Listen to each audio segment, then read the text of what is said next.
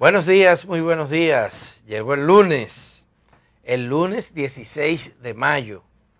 Un día como hoy, hace 2 años, estaban las filas en la centro de votación de todo el territorio nacional, Milice, para elegir a las principales autoridades del país. Hace 2 años que fue electo el presidente Luis Abinader como presidente de la República y Raquel Peña como vicepresidenta. Fue un acontecimiento importante porque implicaba muchos retos, había una polarización de fuerzas muy fuerte en el país entre el gobernante Partido de la Liberación Dominicana y el nuevo partido, el Partido Revolucionario Moderno, que postuló a Luis Abinader como candidato.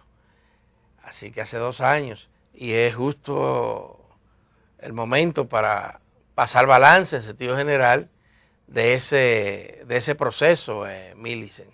Así es, bueno, yo creo que entre las luces yo identificaría 3.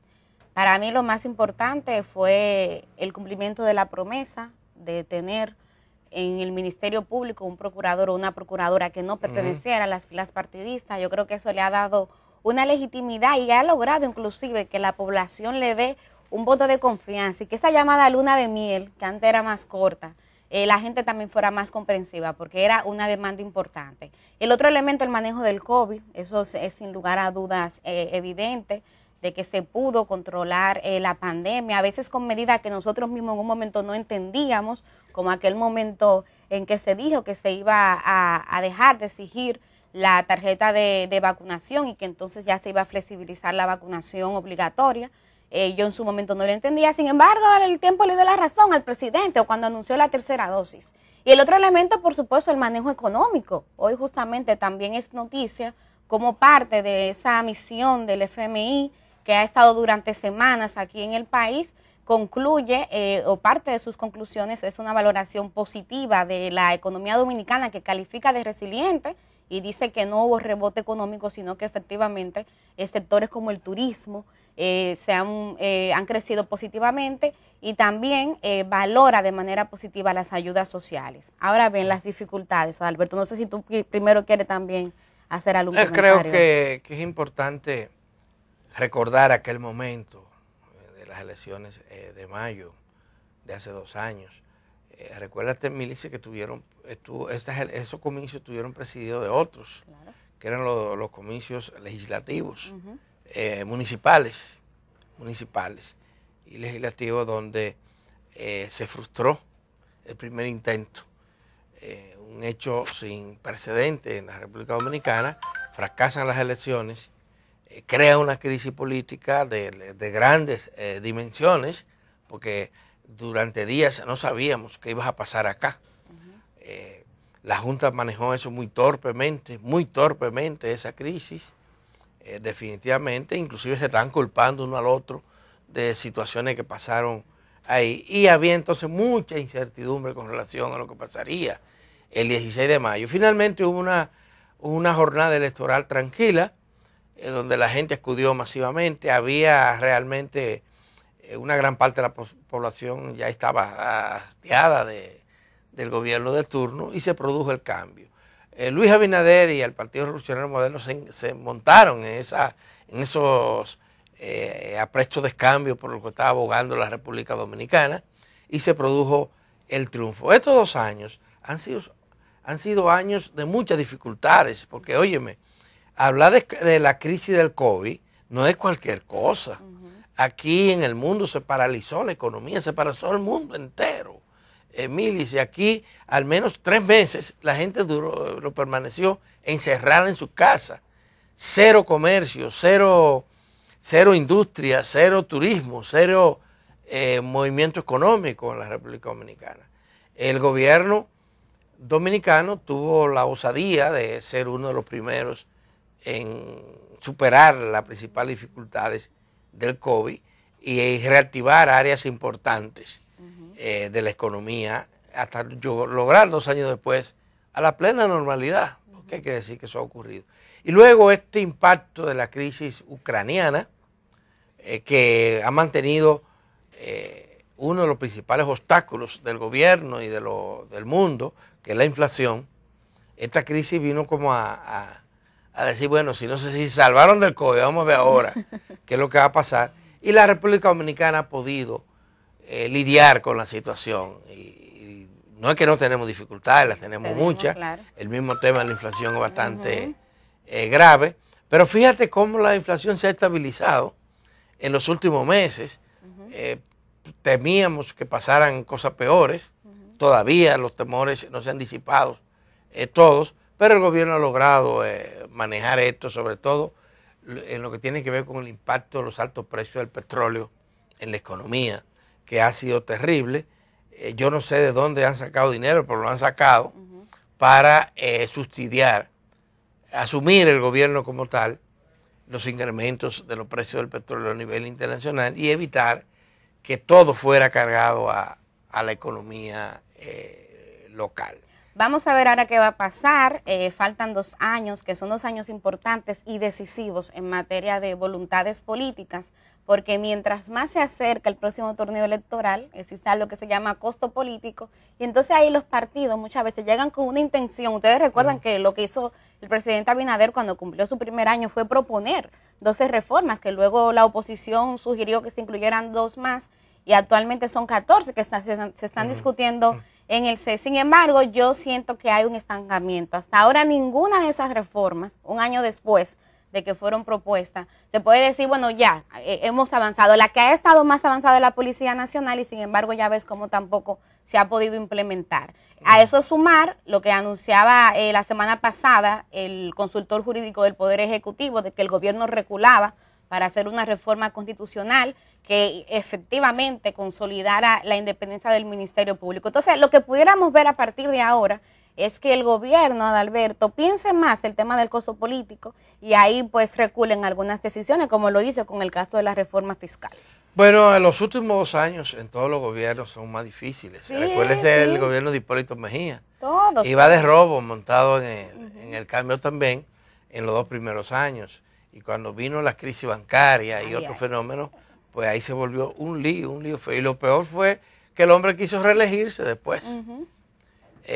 No entendía lo que estaba pasando. Al presidente Abinader le toca un gran reto a partir de ahora. Pero Millicent, es una victoria también para el partido de gobierno haber realizado un proceso interno de renovación de su dirigencia sin traumas mayores. Traumas mayores porque quienes estaban, los disidentes de ese proceso, pues ya habían sido derrotados con anterioridad por la propia base del Partido Revolucionario Moderno. Y ayer, Carolina Mejía y nuestro... el ministro administrativo de la presidencia, Paliza, José Ignacio Paliza, el puertoplateño, actual presidente de ese partido, lograron reelegirse. Son 2 personas jóvenes, esto les favorece mucho, pero también 2 personas de pensamiento conservador. Definitivamente son 2 conservadores. Sí. Están ahí básicamente por su juventud y también porque en el PRM se ha impuesto una tendencia no socialdemócrata, porque el conservadurismo no es propio de la socialdemocracia, Millicent, pero bueno, ese es el partido que mantiene ese equilibrio entre viejos y nuevos robles y caobas, ¿verdad? Yo le agregaría que otro factor por el que están ahí es también por ese consenso que se ha logrado entre las 2 facciones mayoritarias ahora a lo interno del PRM, que es la de Luis Abinader y la de Hipólito Mejía, porque cada uno representa un sector y parece que ahí no hay mayores dificultades. Me preocupa, no obstante, Adalberto, y es una pregunta que me hago, o sea, ¿le convenía al PRM reelegir a Paliza y a Carolina, que son 2 personas que tienen tantas funciones en el tren gubernamental? Yo sé que el PRM, que ustedes saben, es un desprendimiento del PRD, en el pasado ha pagado un alto costo político, porque a veces cuando son personas distintas quienes dirigen el partido de gobierno, le pueden inclusive montar un frente opositor, y la historia tiene muchos casos de eso. Pero a mí me preocupa porque el PRM como partido necesita una movilidad que yo no sé si con los tantos compromisos que tienen Paliza y Carolina puedan hacerlo. Bueno, dejo esa pregunta ahí en el aire. La mejor evidencia de que les conviene fue esa reelección casi a unanimidad. Bueno, recuerda que fueron delegados que eligieron. Lo que están garantizando es la tranquilidad de ese partido. Esos delegados que lo eligieron los dirigentes medios y altos del partido, son los mismos que tenían la capacidad para movilizar a los simpatizantes de abajo y elegirlo. Eso definitivamente que es así. Parece que eso es lo que más le convenía en este momento al Partido Revolucionario Moderno, y por eso yo lo sitúo como una victoria, el superar esto en estos tiempos de crisis. Porque déjame decirte, Millicent, los gobiernos también atacados, los gobiernos del mundo, con esta crisis económica que derivada primero de la pandemia y luego de la guerra. Es bien difícil. Mira, en Europa están vueltos locos y sin idea. Y en Estados Unidos, pero tú te imaginas, Millicent, tú hablar de que Estados Unidos tiene una inflación a los mismos niveles que la República Dominicana. Es increíble, sí. Porque aquí nosotros estamos acostumbrados a tener... No, nosotros aquí hemos pasado de todo. Tú no habías nacido en el 84. Tú no habías nacido, Millicent. Mucha gente de los que nos ven no habían nacido. Pero en el 84, antes de los acuerdos con el Fondo Monetario Internacional, la inflación estaba en un 700%. Oigan eso. 700%. Sí. Y a Hipólito Mejía se le metió a un 100. Y en los 90, con la crisis que hubo aquí en el 89, 90, con Balaguer en el poder, también 2 dígitos. Y recuérdense que Balaguer inclusive se quedó en el poder en el año 90, en medio de esa situación. De manera que nosotros, todavía por debajo del 10, es una situación manejable, no quiere decir que sea buena, ¿eh?